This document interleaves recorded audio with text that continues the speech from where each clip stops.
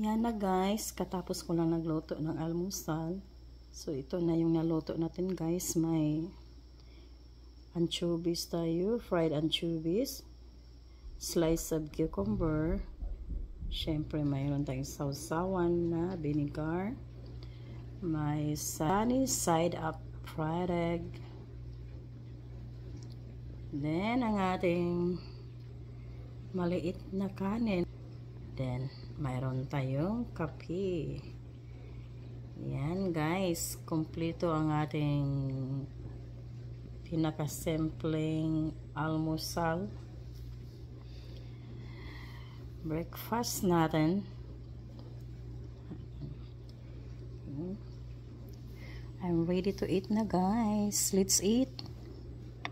Yan o. Mainit pa ang ating kape.